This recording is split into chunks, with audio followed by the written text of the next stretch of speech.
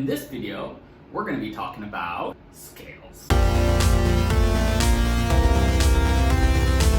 So the first thing that we need to go over are our closed hand shapes and our open hand shapes. So our closed hand shape is what you use to play in first position most of the time. So for example, for our C major scale, the first two octaves look like this.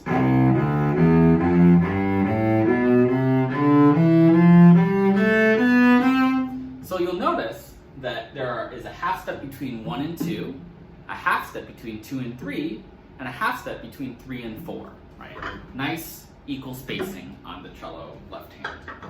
Sometimes though, we need to get other notes. For example, if you're in first position on the D string, 1 is on E, but if you wanted to get a low one, E flat, what we're going to do is what Richard Arend at the University of Michigan calls, pick your nose. Right? All you're going to do is you're going to take your hand and straighten your first finger. So now there is a whole step between 1 and 2, a half step between 2 and 3, and a half step between 3 and 4. So for example, if I'm on the D string, and instead of playing E, I want that low one, that's how we're going to reach it. We're going to extend with our first finger and leave our other fingers where they belong. So we also use our pick your nose technique to reach our high fours. So for example, if we were looking at our D major scale, when we start on low D, first finger on the C string, instead of playing 1, 3, 4, which is very awkward for the hand, we're going to pick our nose. We're going to make that whole step between 1 and 2. Whole step. 3 goes where 4 normally is on the note F. And now fourth finger is on F sharp, one half step away. And that's how we reach F sharp. Or A, B, C sharp. Same thing. So let's do our C major scale in 3 octaves. Key of C major, no sharps, no flats. So in first position, we're going to use just our 0134 or 0124 finger pattern to play the first 2 octaves. It looks like this. Starting on open C string, we're going to go 0134, 0134, 0124, 012.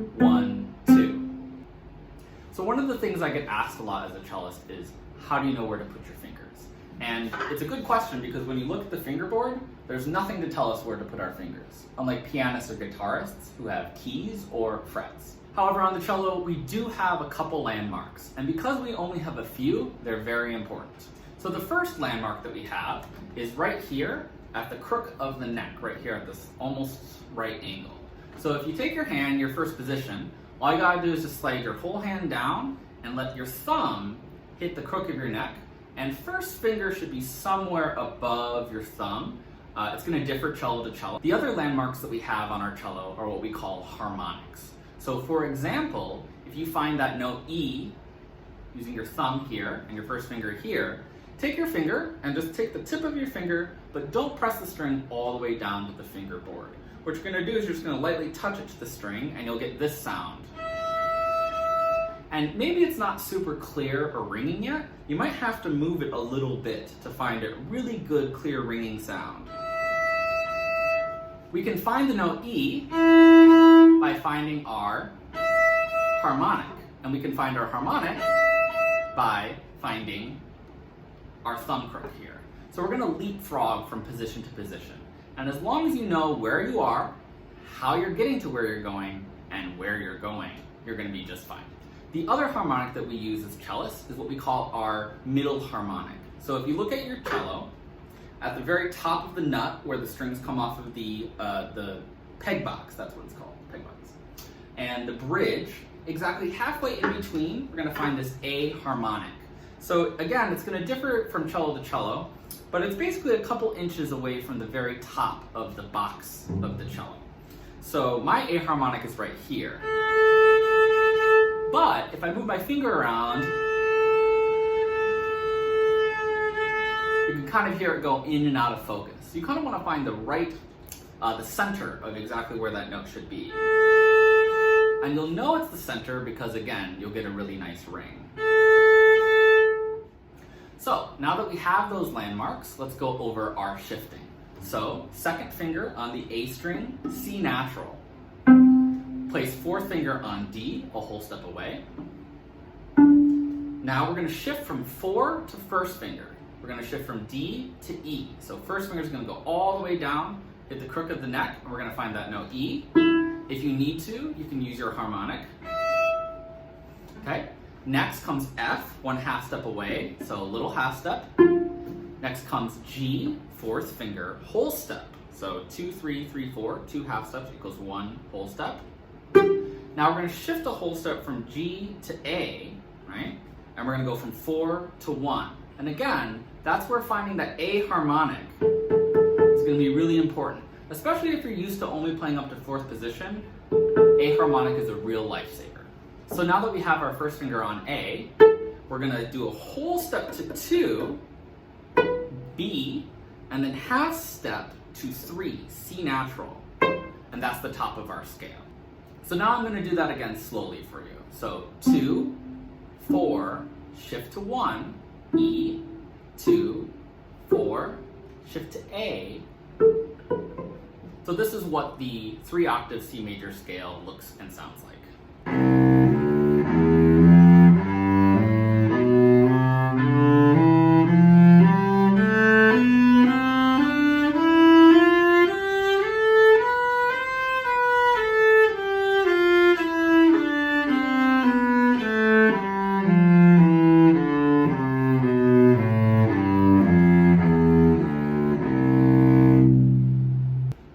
Now that we've tackled C major, G major is a breeze.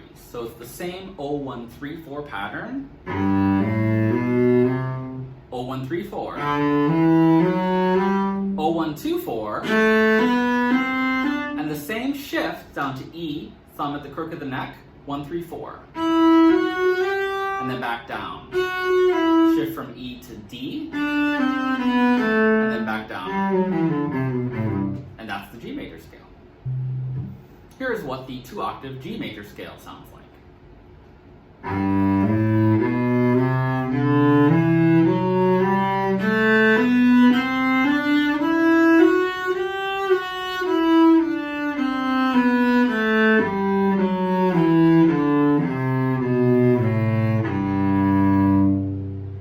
So now that we've gone over our C major scale and our G major scale, which only use our closed hand shape in the lower positions, we're now going to be going over our D major scale, which does have our open hand shape.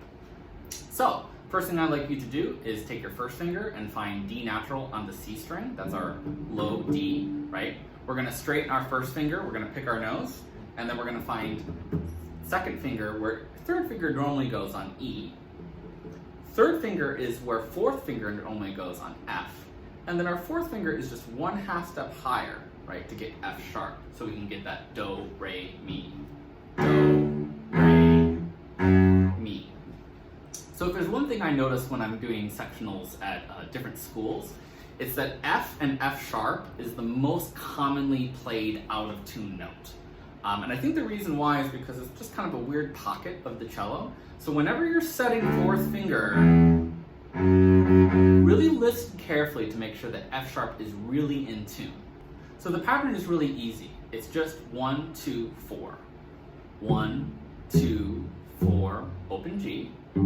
Same pattern, open hand shape. 1, 2, 4, D. And of course, the second octave of D major is our first position. 0, 1, 3, 4, 0, 1, 3, 4. So now, for our third octave, just like C major, we're going to have to do a little bit of shifting.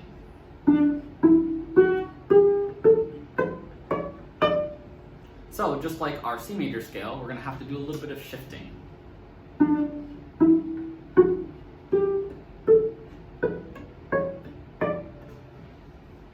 So the first thing we're going to do is find fourth finger on the A string. We're going to shift to 1, again, using the crook of our neck and that nice harmonic.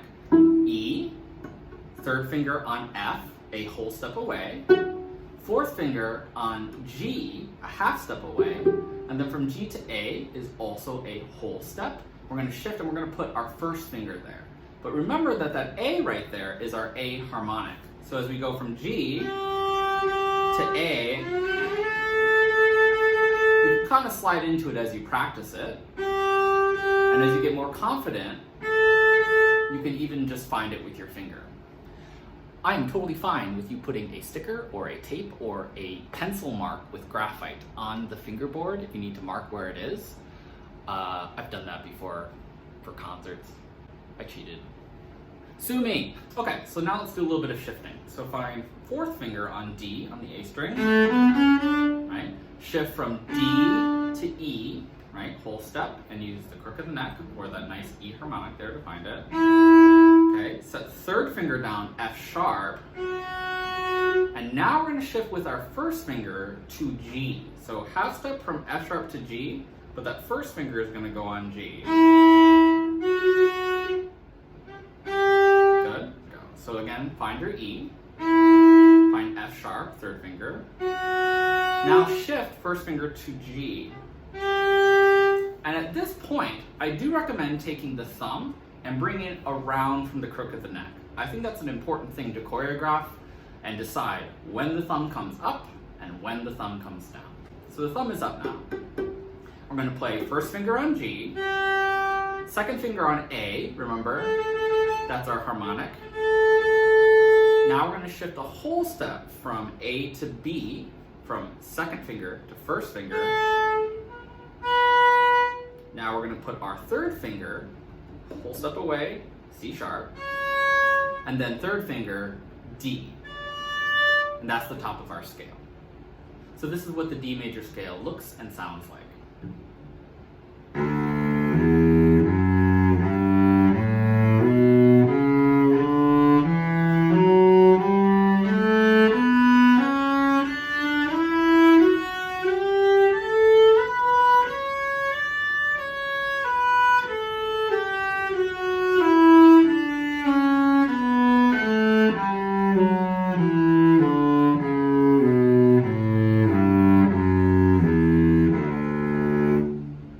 Now that we're done with all the 3-octave scales, F major is a breeze. So find F, fourth finger on the C string. I do suggest using 0, 1, 3, 4 to find F if your F isn't always as in tune as you would like it to be.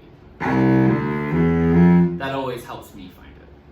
So now that our fourth finger is on the C string, we're going to go 4, open, 1, 2, E flat, 4, open, 1, 2, 4, open, low 1, pick your nose, B flat, whole step to C, D, E, first finger, again, same shift as we've used in all of our other scales, half step from E to F, half step, so E, half step, F, E, half step, F. Now back down. Low 1, pick your nose, open, cross. This is what the F major scale sounds like.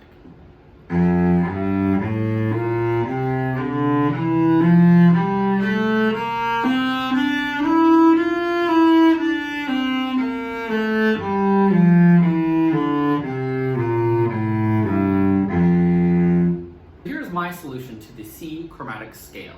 Chromatic means all half steps. So our smallest unit of measurement between two notes, the half step, the minor second. Chromatic scale is built completely of just little half steps.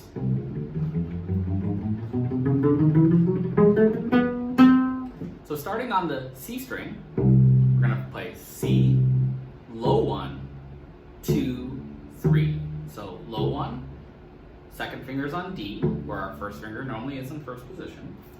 Third finger on E flat, and then we're going to shift our first finger to E.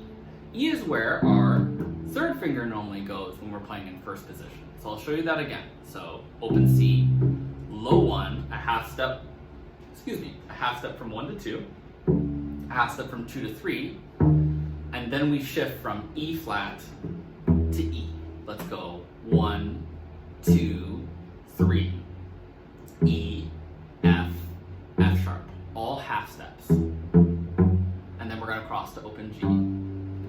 So the C string pattern looks like this. Shift, cross. The nice thing about the rest of the scale is it's going to be the same pattern. Open, low 1, 2, 3, shift, 1, 2, 3, open. Open, low 1, 2, 3, shift, 1, 2, 3, open, low 1, 2, 3. I'm now going to just use my 3 fingers to play the scale. 1, 2, 3, all half steps.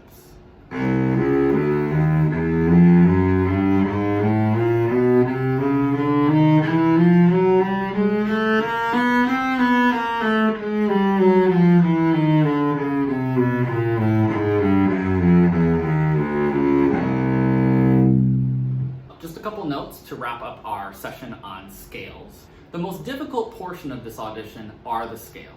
I suggest you spend as much time on the scales as you do everything else. So if you spend a half an hour on one excerpt and a half an hour on another excerpt, spend an hour on scales. The reason for that is that there's nothing to hide behind when you're playing a scale. A good scale is going to have 3 things. It's going to have a beautiful tone, it's going to be in tune, and it's going to have solid rhythm. I did not just play it with beautiful tone, perfect intonation, or great rhythm.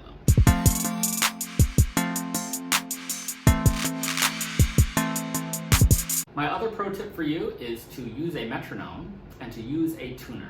If you don't have a metronome, you can just go on Google and type in metronome. I can't spell. M-E-T-R-O-N-O-M-E, metronome. The other thing I suggest you do is practice with a tuner. My tuner is on my phone, so it's right there. So I can't show you my tuner, but it is a very, very good tool. Think about it like a thermometer. How hot is it today? Well, we don't know unless we put it in centigrade or Fahrenheit. So a tuner tells you that too. Am I too high or am I too low? Or am I just right? Thank you for coming to my TED Talk.